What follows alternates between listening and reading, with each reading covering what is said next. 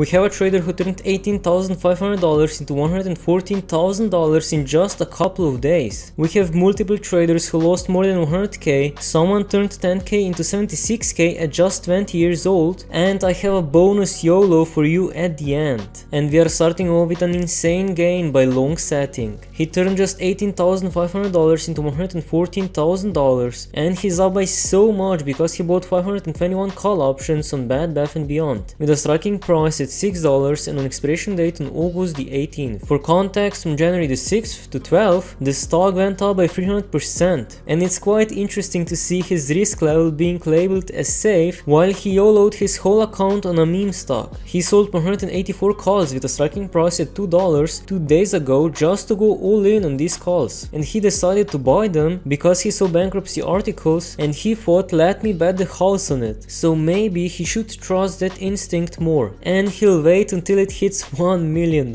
Well, good luck to that. Anyway, next up we have a huge loss by a trader who just lost all of his savings at 19 and has some dark thoughts. First of all, losing money at 19 is a lot better than losing it later, so I hope he'll be okay. And secondly, what the hell did he gamble his money on? It took him just 1 month to lose 98% of his money, or $5,304.13, and now he's left with $77.56.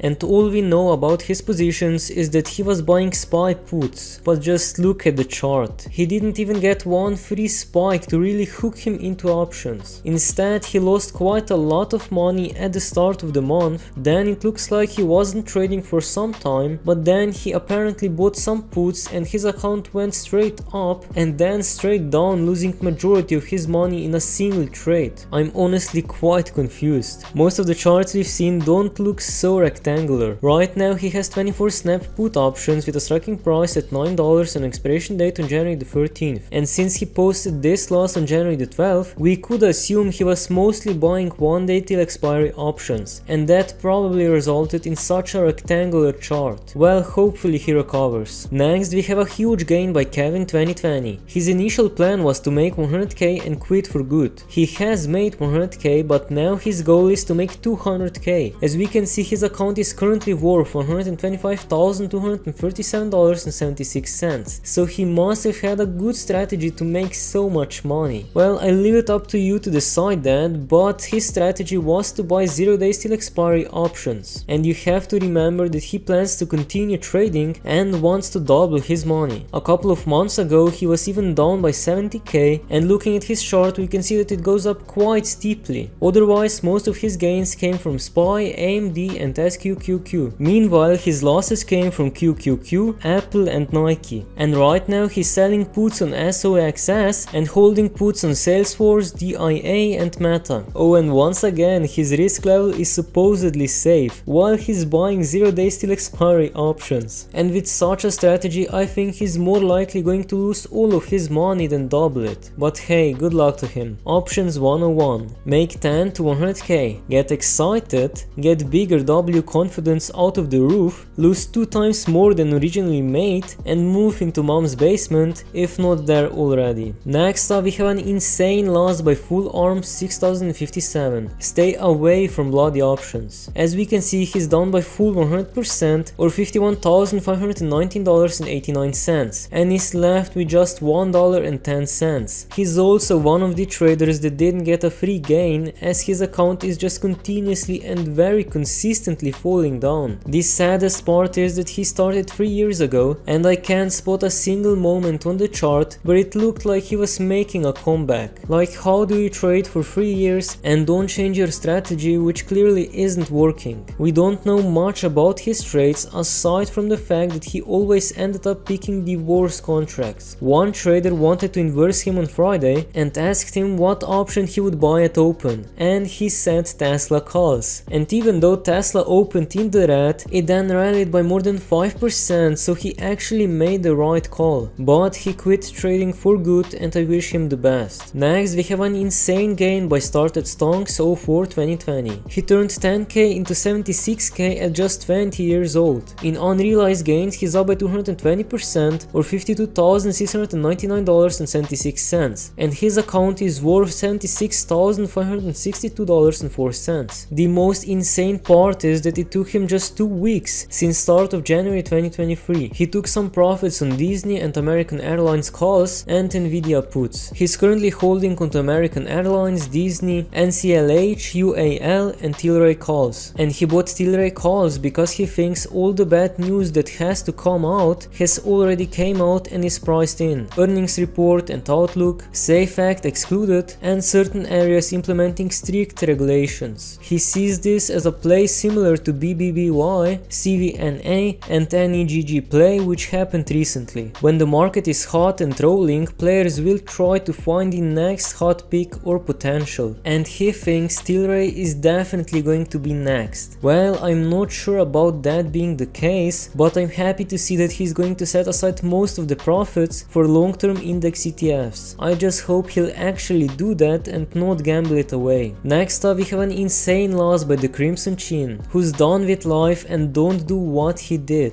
As we can see, he's down by $105,664.25 and his chart looks so depressing. He also didn't even have one free spike before his account started violently dropping. Luckily he's all good, but just had to think about everything going on, so here is how all of this happened. He was in AMC initially on Cash App, but he had transferred it over to Webull because he was still new to investing. This was around the peak of $70 before the long drop back down to $3. He's still down a couple grand from his initial investment, which was 9k. Whenever his transfer was completed, it raised his average to whatever AMC was at the time, so his average was easily put over $60. He did sell a few on the way down, but he found out about options. So luckily he wasn't on margin and has no debt. He just got a raise not too long ago and now he's starting to make around $50,000, and he's looking at getting a second job while finishing school. So he's looking at it as a fresh start. In a way still hurts having that money, but he got greedy. He learned from that and is going to be doing more shares and less options. And on the bright side, his taxes should be covered till his late 50s, and hopefully on his next attempt he'll go green at least once. Next we have a huge gain by Take Notes 617, who's asking if he's doing this right. He's up by more than 1000% or $20,834.05, and he's up by so much because he bought BBBY call options with a striking price at $5 and an expiration date on April the 21st. So he basically 10x'd his account. He saw the bankruptcy fight shoved down our throats and threw his paycheck at calls at $1.31.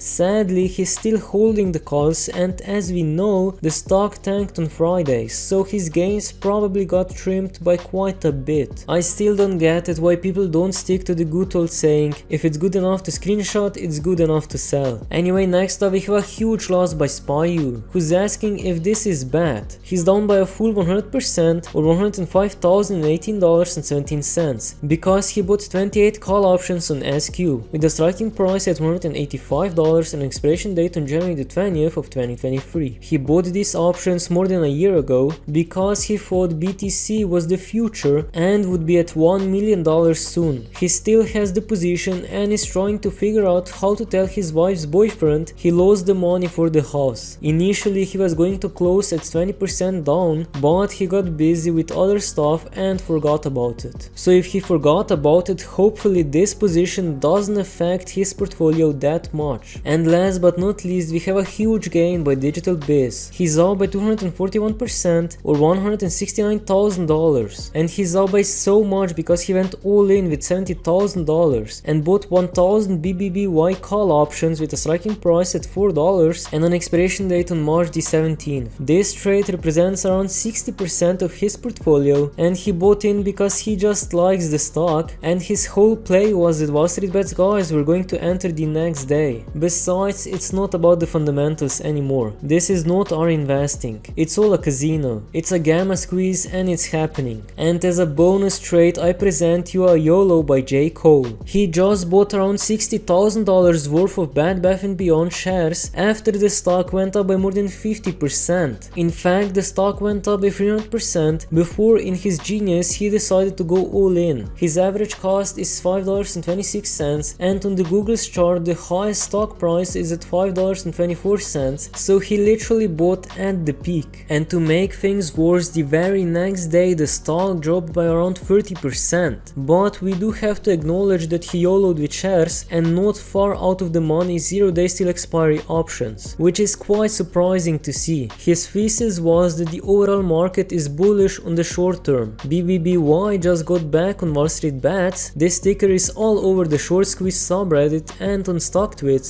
so a lot of fresh eyes will be looking at this ticker tomorrow. I guess it's only fitting that the stock dropped the next day. And surprisingly he bought and sold earlier, but then he bought back in. He also made 6 to 7k on Thursday. Well, hopefully the stock goes to the moon, but looking at the recent history, once the ticker hits WallStreetBets, it's already too late. And if you want to see how this trader turned 80k into $2 million and then lost it all and more, click on the video that just popped up. And if that is not enough, smash the subscribe button as it will help me out a lot in reaching my goal of 500 subscribers. If you have any questions or recommendations, leave them in the comments down below, and thanks for watching.